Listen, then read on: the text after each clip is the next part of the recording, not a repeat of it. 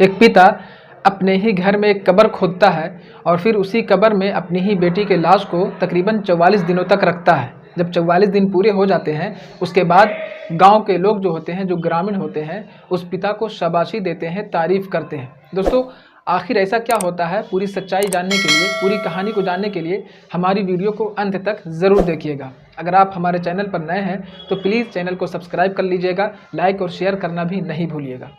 दोस्तों, मैं हूं सरफराज नदवी और आज की जो सच्ची घटना मैं सुनाने जा रहा हूं इसका ताल्लुक महाराष्ट्र से है। महाराष्ट्र में ही एक गांव पड़ता है, नंदुरबार गांव, और उस गांव में एक व्यक्ति रहता है जिसका नाम होता है कामता प्रसाद। वो व्यक्ति अपनी बेटी और अपनी पत्नी के साथ गांव में रहता है, खुशहाल ज़िंदगी बसर कर रहा होता है। पेशे से किसान होता है, डेली खेतों पर काम करने के लिए जाया करता है।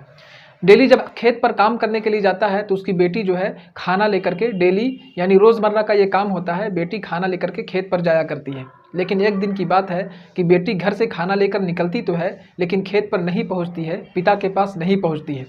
पिता परेशान हो जाता है, घर में फ़ोन करता है अपनी पत्नी के पास और कहता है कि बेटी खाना लेकर के अब तक क्यों नहीं आई।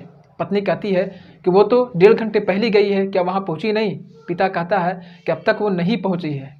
पिता परेशान हो जाता है लेकिन ये सोच करके फिर से अपने काम में लग जाता है कि शायद रास्ते में आ रही होगी, किसी सहेली से, किसी दोस्त के साथ गुफ्तगू कर रही होगी, बात कर रही होगी और इसी में देर हो रहा होगा। पिता इंतज़ार कर रहा होता है, इस इंतज़ार में होता है कि शायद बेटी थोड़ी ही देर में पहुंच जाएगी। लेकिन जब बहुत ज़्यादा देर हो जाता है तो पिता परेशान हो जाता है और फिर ये सोचने लगता है कि अब बेटी को पता किया जाए, उसकी तलाशी ली जाए कि आखिर बेटी कहाँ रह गई। ये सोच ही रहा होता है कि बेटी का फ़ोन आता है पिता के पास। बेटी रो रही होती है, बिलख रही होती है, चिल्ला रही होती है और वो कहती है कि पिताजी, पापा मुझे बचा लो। गांव के ही 3 लड़कों का बेटी नाम लेती है और कहती है कि ये तीनों लोग हमें मार डालेंगे, आप जल्दी से आइए, हमें बचा लीजिए। पिता परेशान हो जाता है, गुस्से से तिलमिला उठता है, तुरंत ही खेतों से भागने लगता है, दौड़ करके अपनी बेटी की तरफ जाने लगता है। और इसी दौरान एक ग्रामीण का फ़ोन आता है और वो कहता है कि क्या तुम कामता प्रसाद बोल रहे हो। वो शख्स कहता है कि हाँ, मैं कामता ही हूँ। वो कहता है कि तुम्हारी बेटी यहाँ पेड़ से लटक करके जान दे चुकी है, खुदकुशी कर ली है, आत्महत्या कर ली है, तुम जल्दी से यहाँ पर आओ। जब पिता वहाँ पर पहुँचता है तो देखता है कि बेटी के लाश को, बेटी के धड़ को पेड़ से उतारा जा चुका था।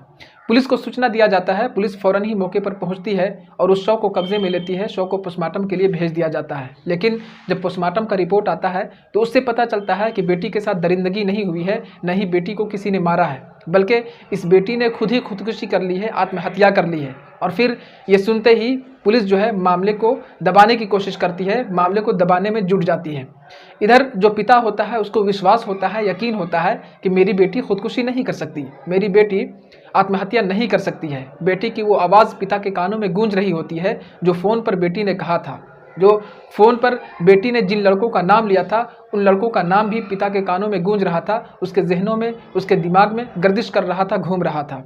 पिता को विश्वास होता है कि बेटी झूठ नहीं बोल सकती, बेटी के साथ कुछ तो गलत हुआ है। और इसी विश्वास के साथ, इसी यकीन के साथ वो बेटी के लिए इंसाफ की लड़ाई लड़ना शुरू कर देता है। सबसे पहले वो बेटी के शव को घर में लाता है, एक कब्र खोदता है और उसी कब्र में अपनी बेटी की लाश को टेम्परोरी के लिए उसमें दफन कर देता है। लोग कहते हैं कि तुम्हारी बेटी को अंतिम संस्कार कर देना चाहिए ताकि तुम्हारी बेटी की आत्मा को शांति मिल सके। पिता कहता है कि जब तक बेटी के कातिलों को सज़ा नहीं मिल जाता तब तक बेटी की आत्मा को शांति नहीं मिल सकती है। पिता जो है हर जगह पर गुहार लगाता है, इंसाफ की लड़ाई लड़ने के लिए हर जगह जाता है, वहाँ पर रोता है, गिड़गिड़ाता है। आखिरकार इंसाफ की गुहार सुन ली जाती है और फिर ये आदेश दिया जाता है कि उस बेटी को दोबारा से पोस्टमार्टम किया जाए। पुलिस आती है और फिर शव को कब्जे में लेकर के दोबारा पोस्टमार्टम के लिए भेज देती है। इस बार जब पोस्टमार्टम का रिपोर्ट आता है तो उससे पता चलता है कि इस बेटी के साथ गैंग रेप हुआ है। गैंग रेप जैसी घिनौनी घटना अंजाम दिया गया है और फिर गला दबा करके इसको मारा गया है। ये सुनते ही पुलिस हरकत में आ जाती है और फिर आरोपियों को गिरफ्तार करने के लिए पुलिस छानबीन करने लगती है, जुट जाती है।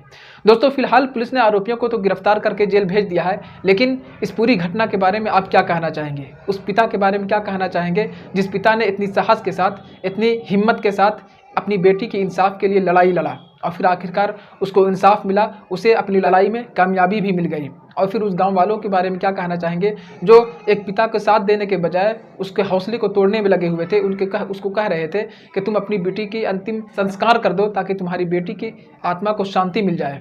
तो दोस्तों, इस पूरी घटना को सुनने के बाद आपके जो भी राय है राय कमेंट बॉक्स में ज़रूर लिखिएगा। आज की इस वीडियो में बस इतना ही।